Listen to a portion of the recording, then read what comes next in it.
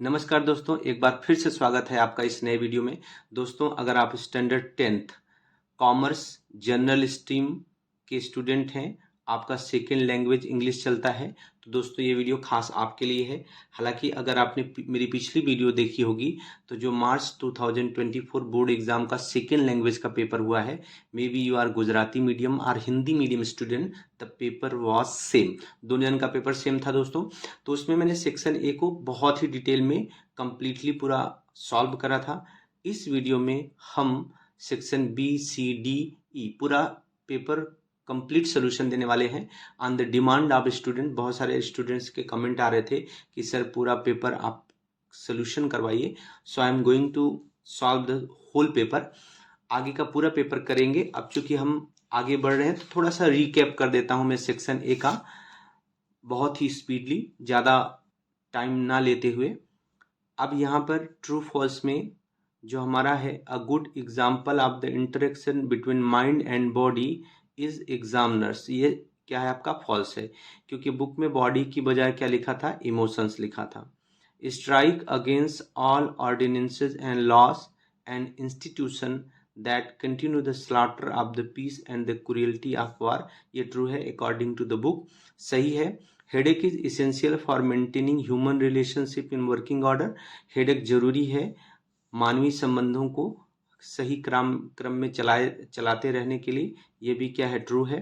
The function of education this to help you from teenage, teenage की बजाय book में क्या था, चाइल्डहुड, इसके हिसाब से ये सेंटेंस क्या है, फॉल्स है। चलो लेट्स मूव अहेड। यहाँ पे नियरेस्ट मीनिंग है, फॉरबिडन का मतलब होता है रोक लगाना, मनाही करना, तो यहाँ पे इसका सही वर्ड क्या है, नॉट अलाउड। यहाँ बच्चों अब डिटेल में हम नहीं चलेंगे, राइट आंसर पे बात करेंगे, क्योंकि प्रीवियस वीडियो में मैंने इसके बारे में डिटेल में चर्चा कर ली है।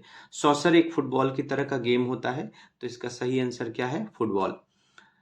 एंड बैरियर का मतलब अवरोध होता है, रुकावट होता है, और हर्डर का भी मतलब क्या होता है, अवरोध या रुकावट। अब यहाँ पर फंक्शन, लैंग्वेज फंक्शन पहचानना है। Prakash replied his sorry Prakash repaired his bicycle as the mechanic suggested, यहाँ पर एज के बाद सब्जेक्ट और वर्ब आया है, ये है आपका एक्सप्रेसिंग मैनर, यानी 8 नंबर पर आपका एक्सप्रेसिंग मैनर आएगा। We should felicitate the chief guest with either a memento or a boutique, either और आ गया, अल्टरनेटिव चॉइस, यानी 9 नंबर पर आपका क्या होगा, अल्टरनेटिव चॉइस। आगे बढ़ते हैं। सेक्शन ए में हम ज़्यादा टाइम वेस्ट नहीं करेंगे बच्चों, बहुत तेजी से रिकैप करेंगे, आप यहाँ पर ध्यान से देखते रहें। 3 नंबर पे है, how ever intelligent Shreya is she does not get good marks in English, intelligent है जबकि उससे अच्छे मार्क्स इंग्लिश में नहीं मिले, तो इस सेंटेंस में क्या है, कंट्रास्ट है, जो पीछे आप देख सकते हो। अप्रोप्रिएट रिस्पॉन्स देना है।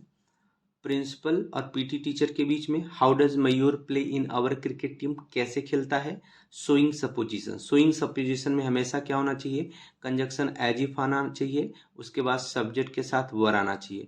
तो राइट आंसर हमारा यही है बी, क्योंकि और किसी में एज इफ आया ही नहीं है, तो he plays as if he were Sachin Tendulkar, यही हमारा राइट आंसर है।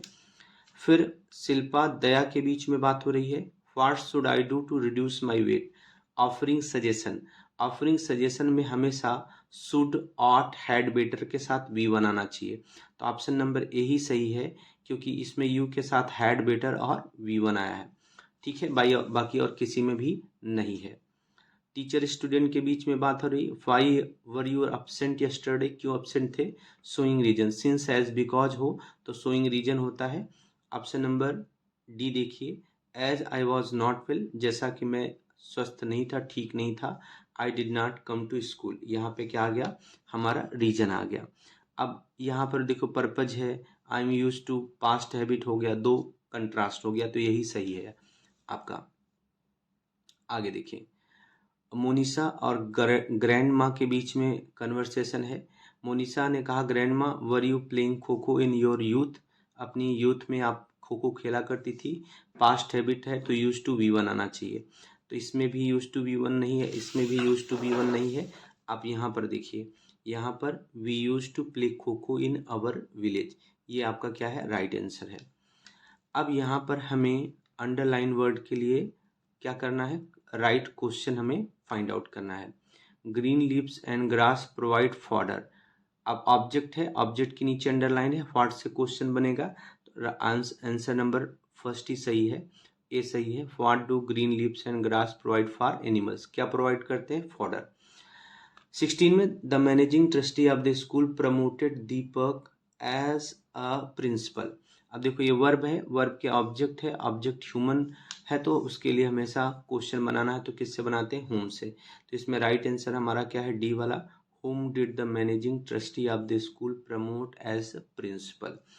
17 पर आप देख लो, Reena went to Canada to meet her sister. To meet her sister यानी पर्पज है, तो जब भी पर्पज रीजन रहे तो वाई से सवाल बनता है, तो ऑप्शन नंबर बी ही सही है, why did Reena go to Canada, right answer यही है। Arvind likes to listen Arijit Singh song, Mohan's, Rohan, Shyam's, father's. जब भी ऐसा का के की वाला यानी एपोस्ट्रॉफी एस होगा तो मनुष्य का नाम होगा, तो हमेशा सवाल किससे बनना चाहिए, हुज से। तो इसमें राइट आंसर आपका कौन सा, ए है। Whose songs does Arvind like to listen. Question आया ये भी हुज है, इसमें क्यों नहीं है, क्योंकि यहाँ हेल्पिंग वर्ब के आगे डिड, ये लाइक से वर्ब की फर्स्ट फॉर्म है, प्रेजेंट इंडिफिनिट में है, तो डज क्या है, राइट है, इसलिए ऑप्शन यही है आपका। ओके माय डियर फ्रेंड्स, ये सेक्शन का रिकैप मैंने कर दिया। अब हम आ जाते हैं सेक्शन बी पर। सेक्शन बी पर सबसे पहले बच्चों जो मेरी एक छोटी सी ट्रिक है कि जब भी हम ऐसे पैराग्राफ के क्वेश्चन आंसर सोल्यूशन करें तो पहले क्वेश्चन पढ़ लें, फिर उसके आंसर फाइंड आउट करें, फास्ट हो जाता है।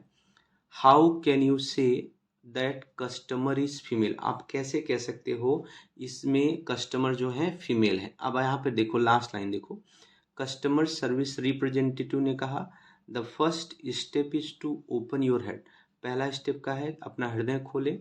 Have you located your heart ma'am, ma'am आपको क्या आपका हृदय मिल गया, क्या आपने उसका स्थान पा लिया। अब देखिए सवाल क्या था, हाउ कैन यू से that the customer is female, आप कैसे कह सकते हो कि कस्टमर क्या है, फीमेल है। तो आप ऐसा कह सकते हो कि आई कैन से, यू कट करके यहाँ पे क्या लिख सकते हो, आई, और यहाँ हाउ कट कर दो, कैन को आई के बाद ले जा दो, सेंटेंस बनाओ। I can say that the customer is female because in the last line, because in the last line customer service representative address the customer as ma'am.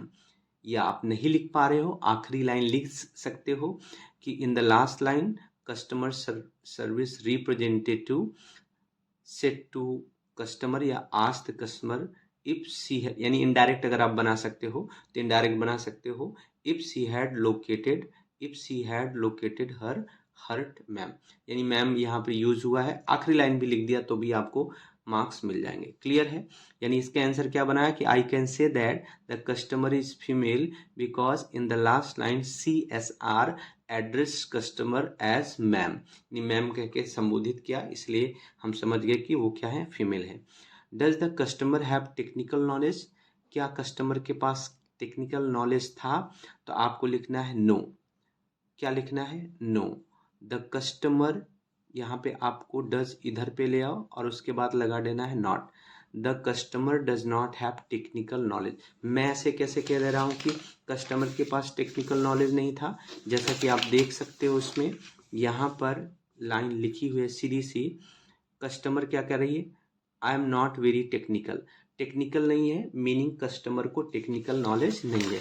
अगर आपने ये भी लाइन आंसर करी है तो आपको नंबर तो मिलने ही वाला है, लेकिन बच्चों कंप्लीट मार्क्स तब आप मिलता है जब सेंटेंस को आप एक अकॉर्डिंग टू क्वेश्चन के हिसाब से आंसर आप लिखते हो, तब पूरे पूरे नंबर मिलने के चांसेस हो जाते हैं।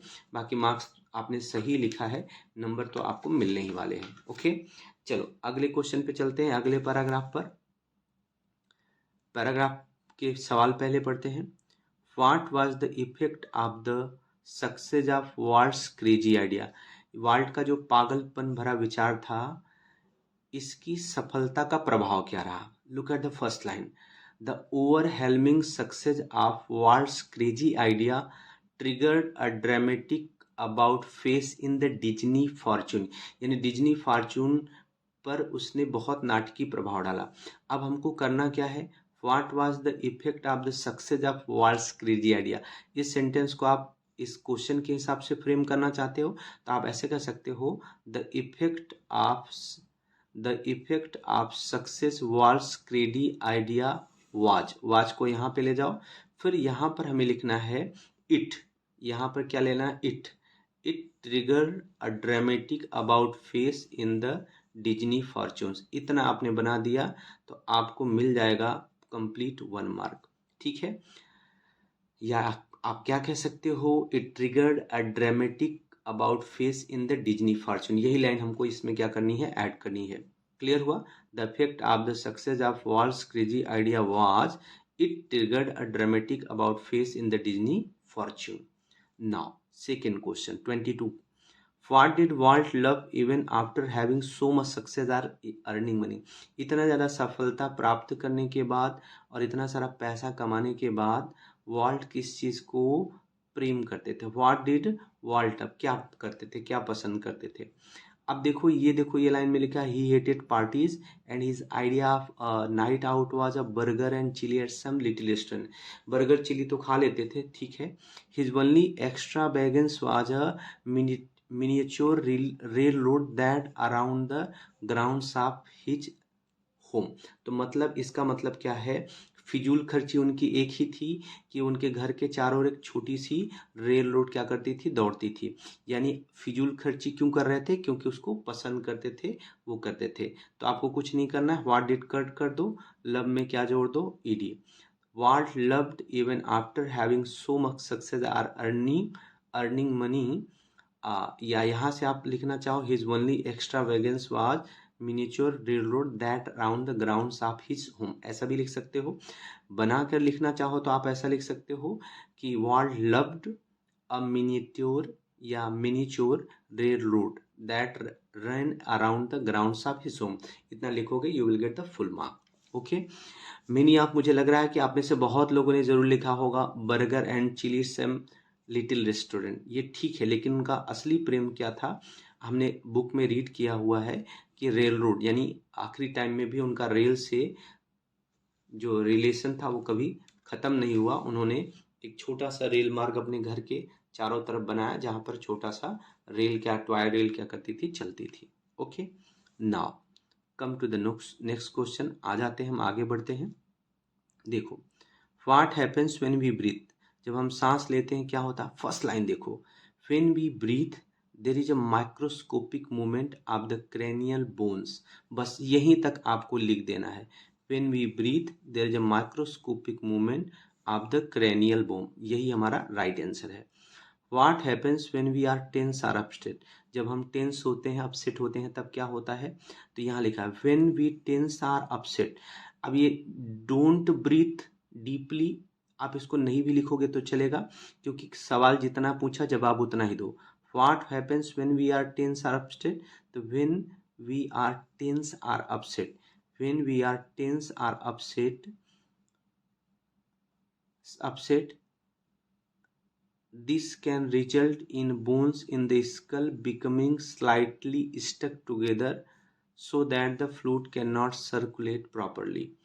What happens when we are tense or upset? तो आप बनाओगे when we are, यहाँ से काट दो, यहाँ आंसर कैसे बनाओगे, when we are tense or upset, when we are tense or upset the bones, यानी this can result छोड़ दो, ऐसा लिख दो, the bones in the skull becoming slightly stuck together so that the fluid cannot circulate properly। इतना लिख दिया, आपको पूरा पूरा नंबर मिल जाएगा।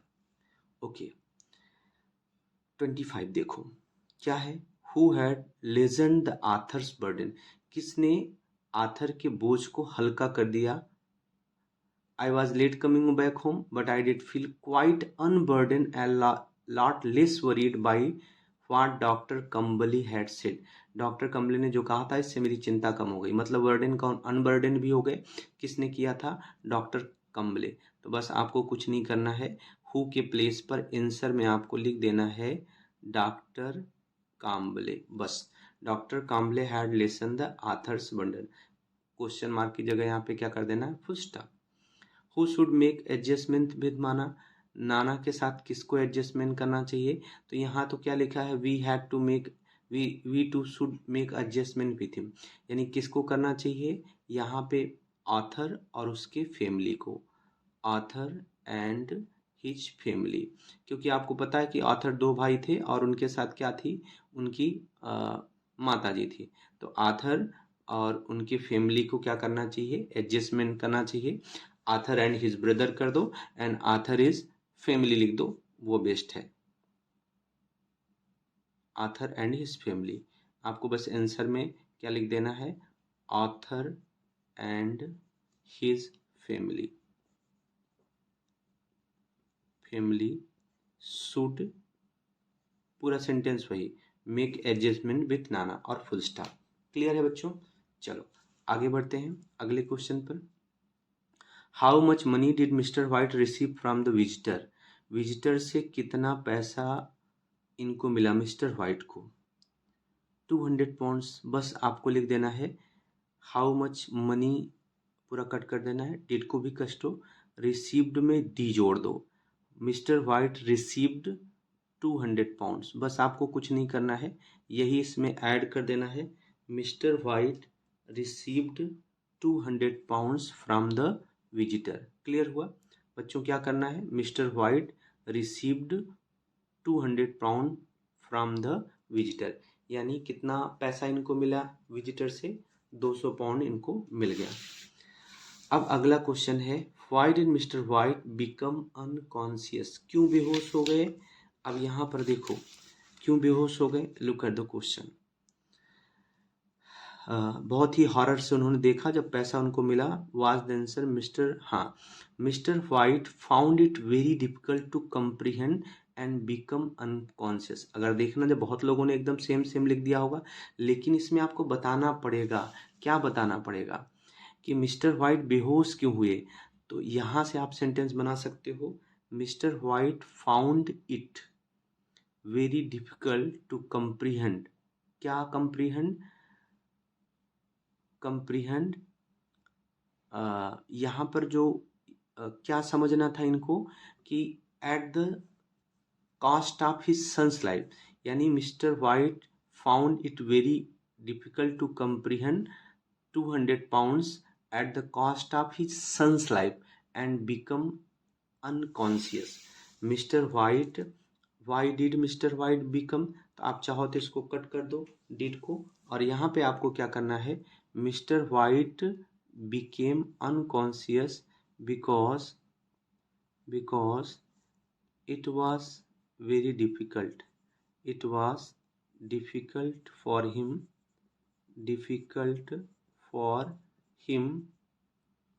to comprehend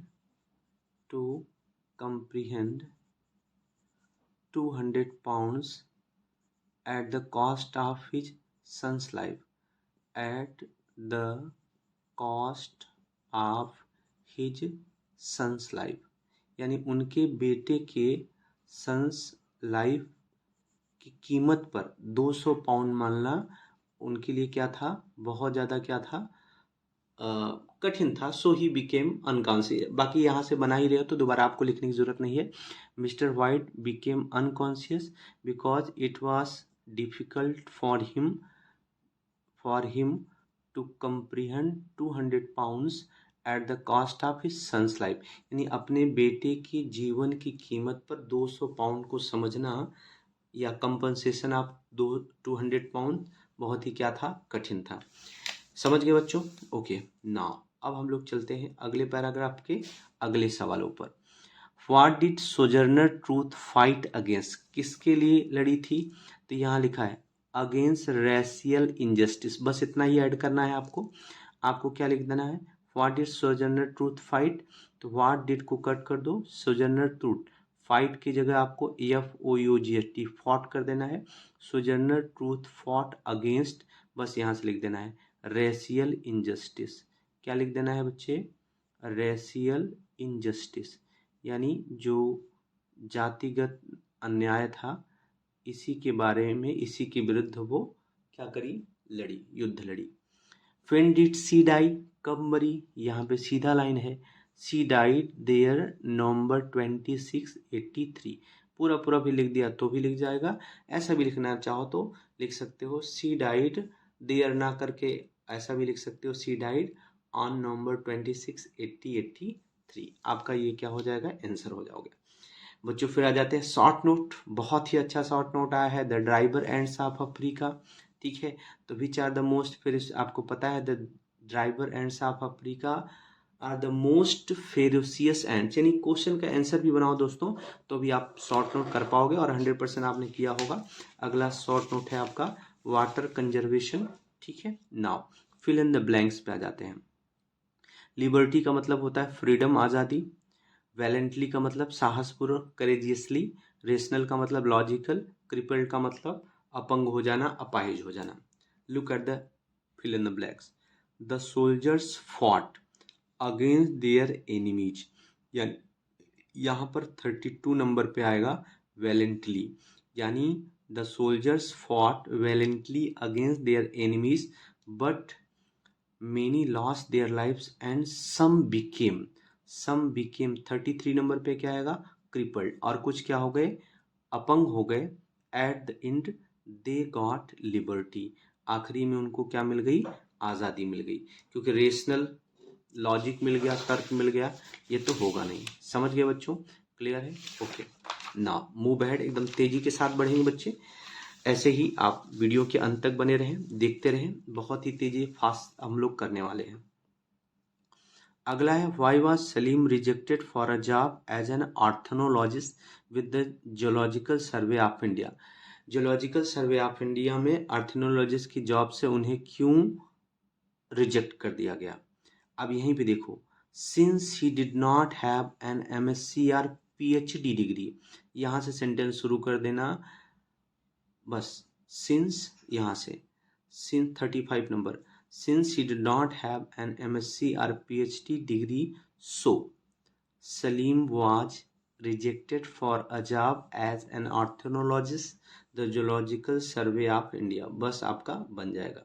ठीक है, या आप ऐसा बनाना चाहते हो तो इसको वाज को यहाँ पे ले जाओ, वाई कट कर दो। Salim was rejected for the job as an ornithologist with the Geological Survey of India because he did not have an MSc or PhD degree। इस तरह से आप लिख करके भी क्या कर सकते हैं, पूरे नंबर पा सकते हैं।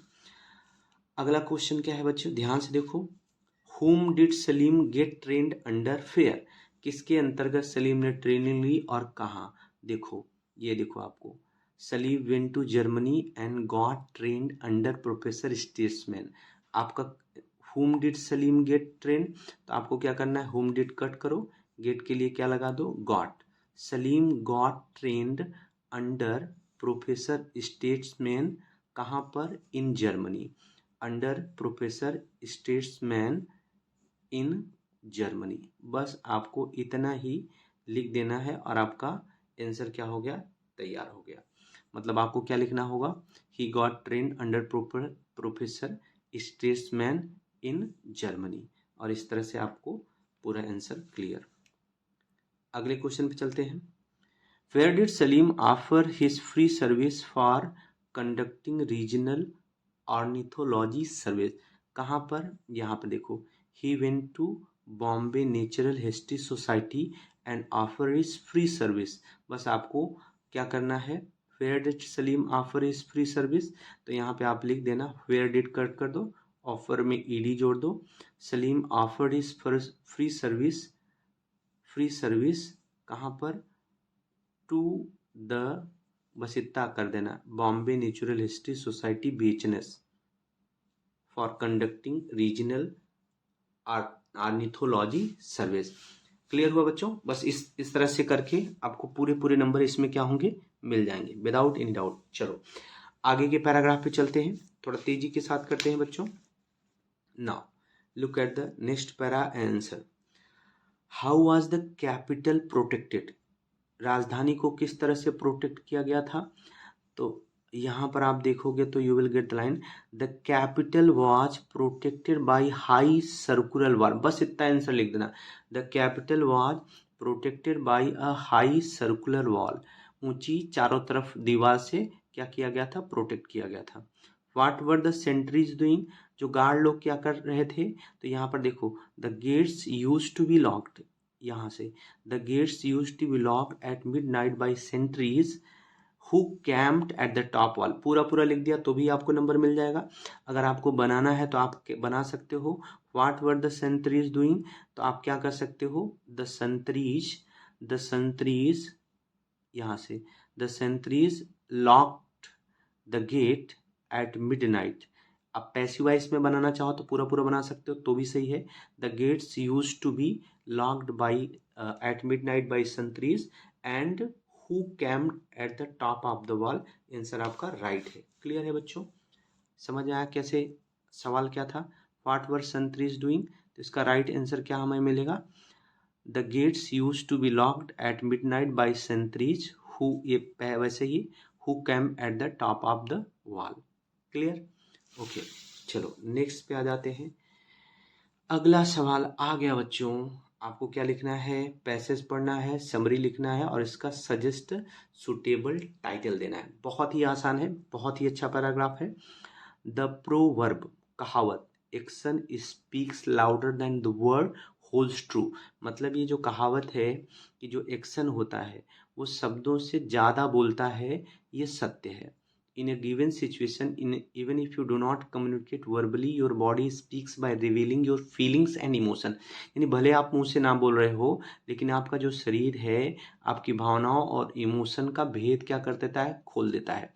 Certain message are better conveyed through your body language. बहुत सारे ऐसे संदेश हैं जिन्हें आपके बॉडी लैंग्वेज के द्वारा ज़्यादा बढ़िया से संदेश दे दिया जाता है। Body language and non verbal communication to hand in hand, यानी जो बॉडी लैंग्वेज है और नॉन वर्बल कम्युनिकेशन यानी बिना मुंह से बोला हुआ कम्युनिकेशन है वो साथ साथ में चलता है। Body language is an integral और fundamental part of the selection criteria job interview. Job interview में एकदम खास क्राइटेरिया होता है, कौन सा, body language. A candidate may not be aware that there is someone among the interview panel who is studying his or her body language। यानी जो candidate होता है, इंटरव्यू देने गया होता है, उसको नहीं मालूम होता है कि जो इंटरव्यू लेने वाला पैनल है उसमें कोई ना कोई है जो उसके बॉडी लैंग्वेज को क्या कर रहा है, रीड कर रहा है, पढ़ रहा है, उसको नहीं पता होता। Body language is read by observing the body posture, यानी शारीरिक मुद्रा, आप कैसे बैठे हो, आपका आई मूवमेंट कैसा है, रिदम, आपकी ब्रीदिंग, सांस तेजी से ले रहे हो, आराम से ले रहे हो, उसके थ्रू। One of the skills a human resource manager should possess is this ability to read body. Body language का रीड करने का जो क्वालिटी होता है, एबिलिटी, योग्यता कौन रखता है, एचआर मैनेजर। ह्यूमन रिसोर्सेज मतलब HR manager. This would be help him while conducting interviews are imparting training to employees. ये मदद मिलती है जब वो इंटरव्यू ले रहे होते हैं या एम्प्लॉयज़ की क्या कर रहे होते हैं, ट्रेनिंग ले रहे होते हैं। Reading body language is skill, ये बॉडी लैंग्वेज को पढ़ना की स्किल है, that could be acquired through training and practice, जो ट्रेनिंग और प्रैक्टिस के साथ क्या की जा सकती है, पाई जा सकती है। तो बच्चों सबसे पहले हमें देना है सुटेबल टाइटल। देखो हर जगह बॉडी लैंग्वेज ना, तो आप लिख सकते हो importance of body language. Title आप क्या दे सकते हो यहाँ पर, importance of body language, importance of body language.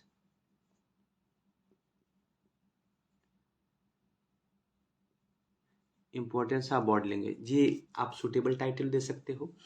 या और क्या दे सकते हो, body language sign, body language, इसी तरह का बॉडी, क्योंकि बॉडी लैंग्वेज के बारे में ज़्यादा बात है तो बॉडी लैंग्वेज ही लिखियो, ठीक है ना।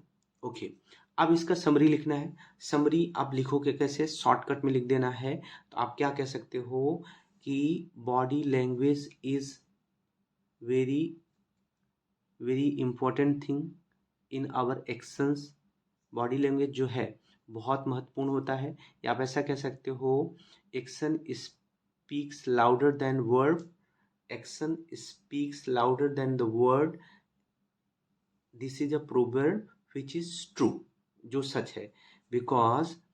Because our body language reveal our feelings and emotion.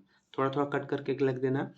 In even interviews body language is internal या integral part of the selection criteria. इस तरह से हम कह सकते हैं कि सिलेक्शन क्राइटेरिया में बॉडी लैंग्वेज इंपॉर्टेंट प्ले करती है। कि इन in an interview panel someone studying interviewers body language या candidates body language, or the body language is observed by body posture, eye movements, rhythm of breathing. HR manager should possess these abilities and he read या he understand the body language of the candidate during interviews are imparting training to employees. बस इतना लिख दो, नहीं simple language में बच्चों लिख देना है and you will get the marks. आपने कुछ भी लिखा होगा surely you will get the marks, आपको नंबर कुछ ना कुछ मिलेगा। बच्चों अब ये न्यूज़ क्लिपिंग है और इसके नीचे सवाल हैं और सवालों के आंसर हमें देने हैं। तो चलिए पहले हम लोग क्वेश्चन रीड करते हैं फिर आएंगे। व्हाट वाज ईला बहन्स ड्रीम, हाँ यहाँ पे देखो, व्हाट वाज ईला बहन्स ड्रीम, ईला बहन का सपना क्या था। It was Elaben's dream that the wall of the hall at Seva Reception Center should speak for the women who are in different states। यही आंसर है। What was the Elaben's dream? तो आप कहोगे Elaben's dream was that, यहाँ से लेना, that the wall of the hall at Seva Reception Center should speak for the women who are in different trades। Clear? Write the full form of Seva। सेवा का full form लिखना है, यहाँ पर दिया है सेल्फ एम्प्लॉयड वुमेन्स एसोसिएशन। तो आप देख ही सकते हो यहाँ पे दिया है, क्वेश्चन में दिया है द फुल फॉर्म ऑफ सेवा is self employed women's association. Clear बच्चों? अगला क्वेश्चन हम लोग देख लेते हैं। क्वेश्चन क्या है, who is the general secretary of सेवा। देखो ज्योति मैकवान जनरल सेक्रेटरी ऑफ सेवा, तो बस आप हु की जगह पे क्या लिख देना है, Jyoti Macwan is the general secretary of सेवा, full stop. What are the two walls adorn with, दो दीवालों को किस तरह से एडॉर्न किया गया है, सजाया गया है। ठीक है, आप देखिए यहाँ पर आंसर हमें देखना है। लुक एट द लाइन, बहुत अच्छे से सीधा सीधा है। The two walls were adorned with 72 pictures of women workers from 18 states। 18 state की अलग अलग काम करने वाली महिलाओं के 72 पिक्चर्स से क्या है, दीवार सजी है। अगला क्वेश्चन देखते हैं। Whose first death anniversary is mentioned in the news clipping। News clipping में किसकी पहली डेथ एनिवर्सरी मनाई जा रही है यहाँ पर। तो आप पहली लाइन में देख सकते हो, on the first anniversary of noted women's empowerment activities Ela बहन भट्ट। तो कौन है, ईला बहन भट्ट की डेथ एनिवर्सरी क्या की जा रही है, मनाई है। तो आप यहाँ पर डायरेक्ट आंसर बना सकते हैं, whose first death anniversary is mention in the news clipping. तो आप कह दोगे ईला बहन्स, आप क्या कह दोगे, ईला बहन्स फर्स्ट, ईला बहन्स first death anniversary mention in the news clipping. Clear? Okay my dear students, अब बहुत तेजी के साथ हम कर रहे हैं और आ गए हैं आखिरी दौर पर, सेक्शन डी पे पहुंचने वाले हैं थोड़ी देर में। ये पोयम है। क्वेश्चन है, in other days what would come through poet's pen. Poet के पेन से क्या आया था। In other days what would come through poet's pen, यहाँ पे क्या है, In other days I used to be poet through whose pen innumerable song would come।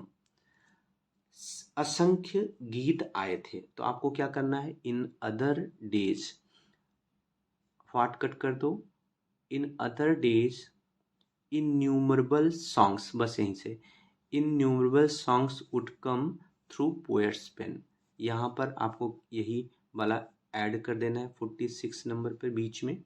In other days innumerable songs would come through poet's pen, poet की pen से असंख्य गीत आएंगे।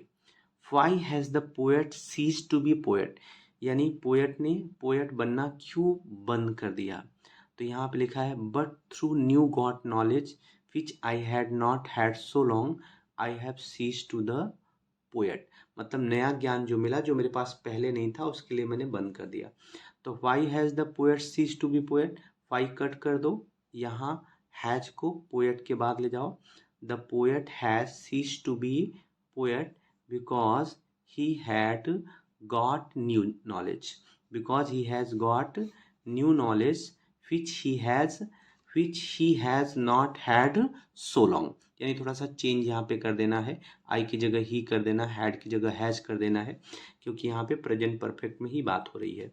The poet has ceased to be a poet because he has got new knowledge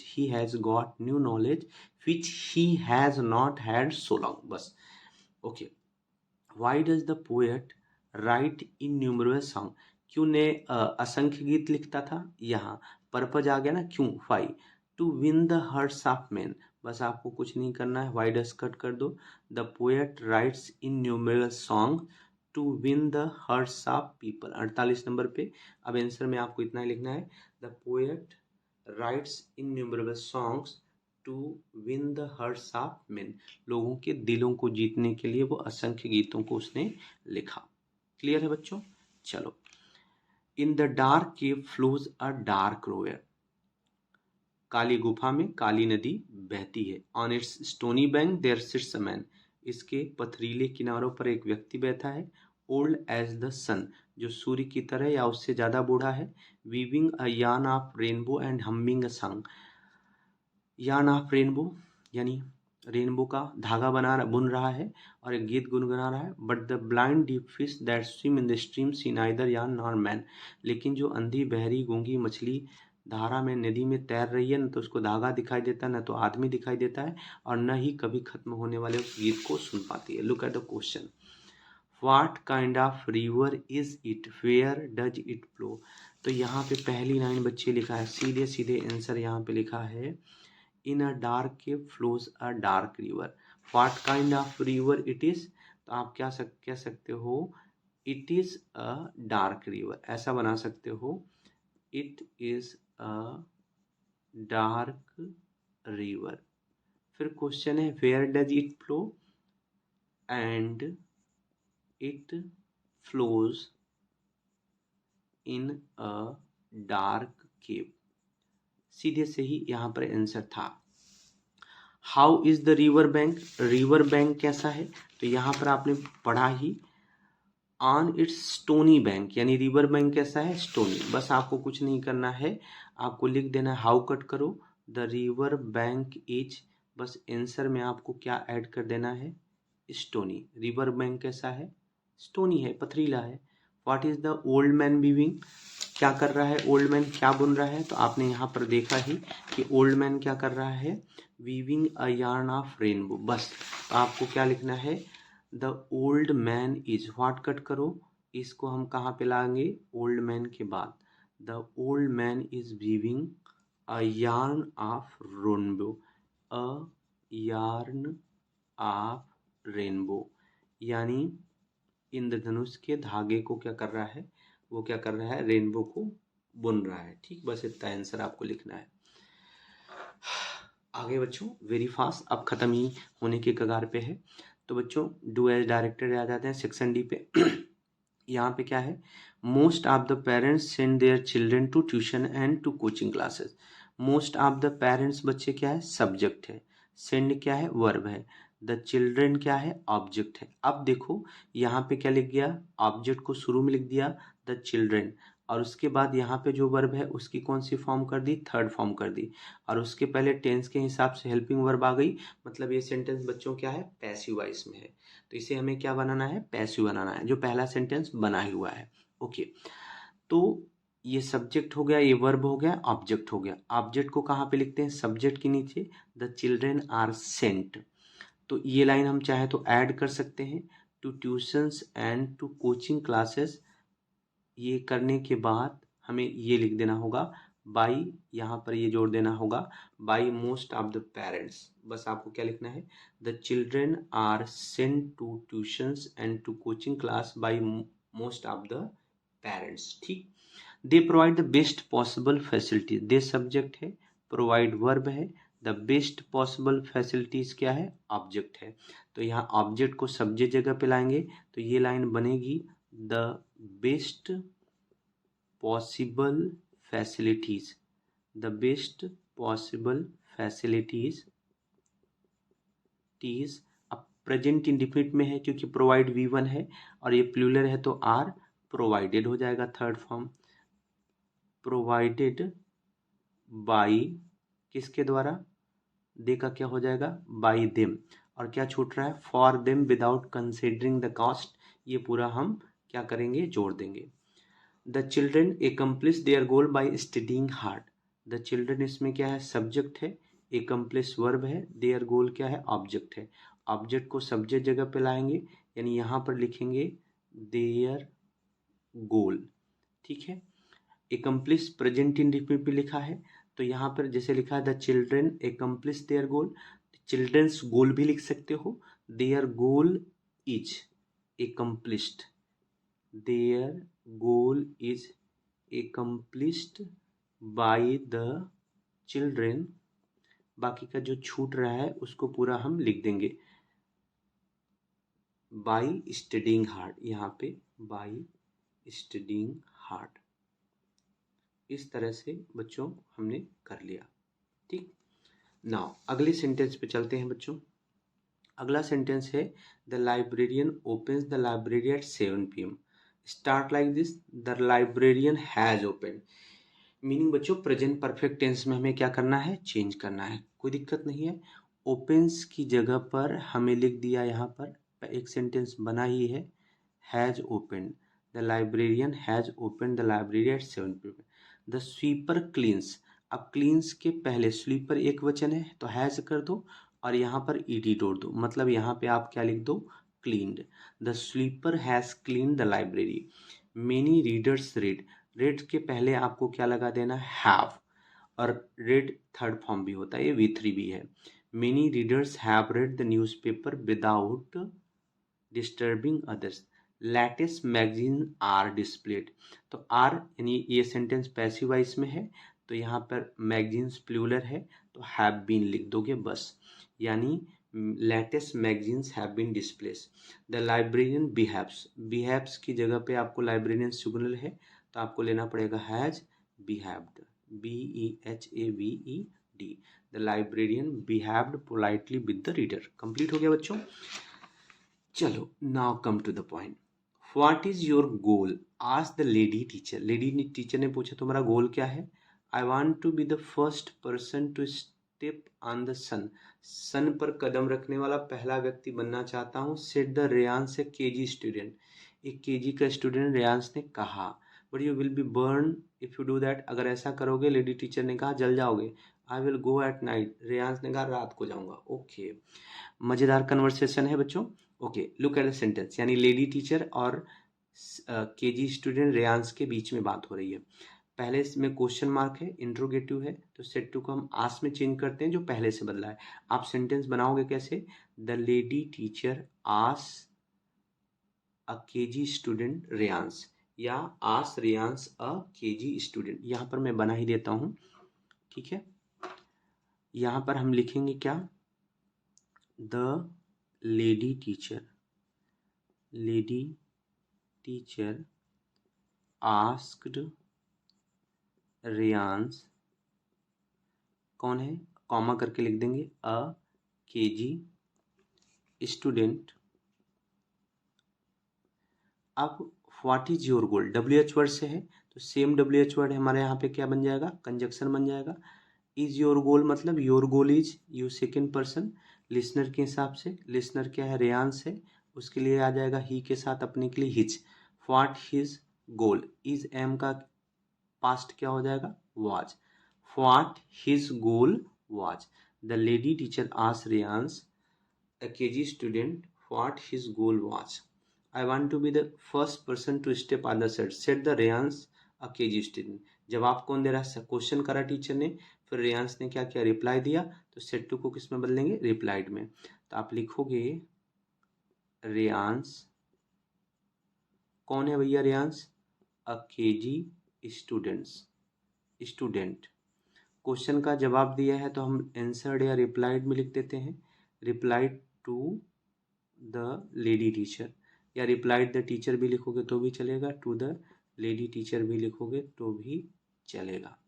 then अब यहाँ पे conjunction हमारा क्या आएगा, that, I first person speaker के हिसाब से बदलेगा। स्पीकर हमारा रेयांश है, उसके लिए क्या आएगा ही। वांट का सेकेंड फॉर्म क्या होगा wanted. He wanted to be the first person. He wanted to be the first person to step on the sun. Sun पर कदम रखने वाला पहला व्यक्ति वो बनना चाहता है। Okay, but you will burn if you do that said the lady teacher. यानी टीचर ने, है तो सिंपल सेंटेंस ही, लेकिन यहाँ पर टीचर ने उसको वार्निंग दी। तो आप कह सकते हो the lady teacher warned Reyansh. The lady teacher warned him भी लिख सकते हो। सिंपल सेंटेंस से कंजक्शन क्या आएगा दैट। अब बट छोड़ दो, वार्न लिख दिया। यू सेकेंड पर्सन, लिसनर के हिसाब से लिसनर हिम या रेयांश है, तो उसके लिए क्या आएगा ही। विल का पास्ट क्या होगा would. He would burn. If you second person listener के हिसाब से if he do that. Do का पास्ट क्या होगा did. If he did that. Okay, I will go at night Reyansh.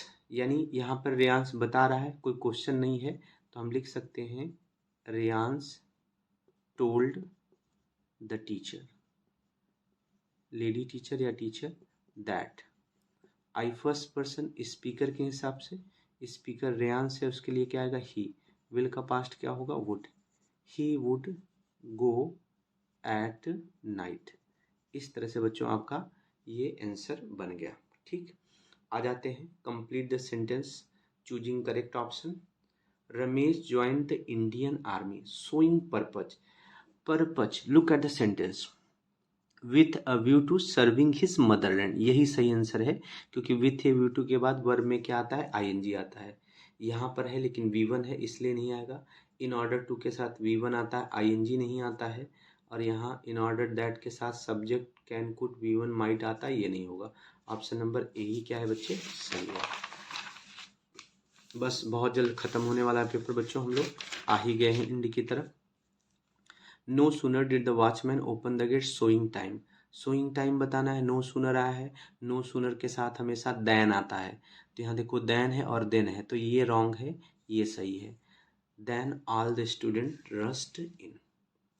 If Harshali had studied hard expressing condition the past.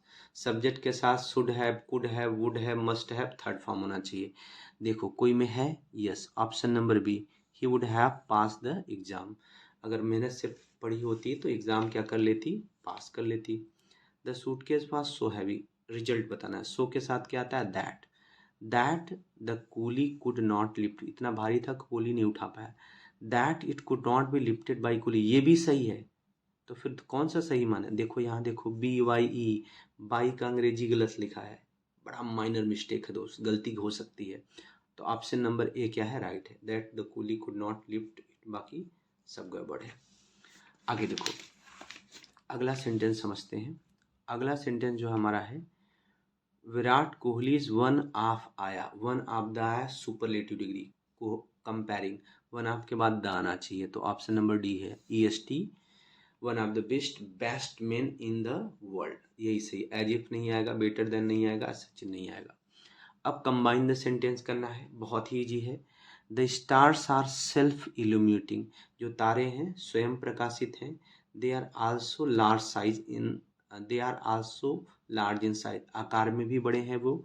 They are for away, बहुत दूर है। They look small in size, तो आप जोड़ोगे कैसे, the stars are self illuminating, self illuminating and, अब यहाँ दे मत लिखो, and are also large in size, but they are very far away, so they look small in size। बस ऐसे ही हमें क्या करना है, जोड़ देना है। Clear, the stars are self illuminating and also large in size, but they are very far away, बहुत दूर हैं, so they look small in size। इस तरह से कंबाइन हो गया। Complete the passage choosing the words given in the bracket। Students learn in on off school, कहाँ सीखते हैं, स्कूलों में और कॉलेजों में सीखते हैं, तो यहाँ पे आएगा इन। The students learn in schools, colleges and institutes etc. So the real purpose of examination is to test, to test, for testing नहीं आएगा, टू टेस्ट आएगा। ये टू गलत है, ये स्मॉल टू है शायद। To test the knowledge but it and intelligence, क्या टेस्ट करना? उनका नॉलेज और बुद्धिमत्ता। According to their performance they are given certificate and diploma degree, right answer. आ जाते हैं सेक्शन ई पर। Study the following diagram and describe it. इसको मैं आपको बोल के बता देता हूँ। द फॉलोइंग डायग्राम या this diagram shows different reasons for the low performance of student in exam. अलग अलग रीजन्स को यहाँ पर वो शो करता है, ये टेबल या डायग्राम, ठीक है ना। तो there are many reasons that lower the performance of students in exam, ठीक है। अब कह सकते हो there are many distraction like TV, films, mobiles. They have lack of motivation, they do not have proper guidance, their aims are low, and anxiety is one of the most problem.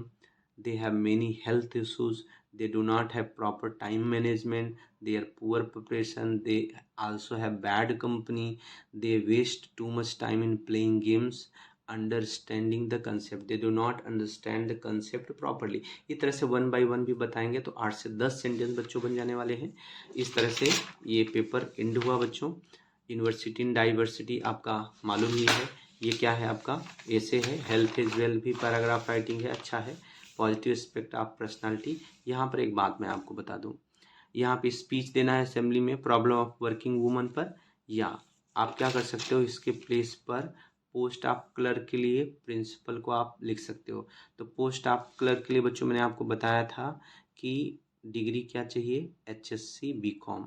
Clerk के लिए बस, बाकी चीज़ें आपको format है, format पे ही बनाना है।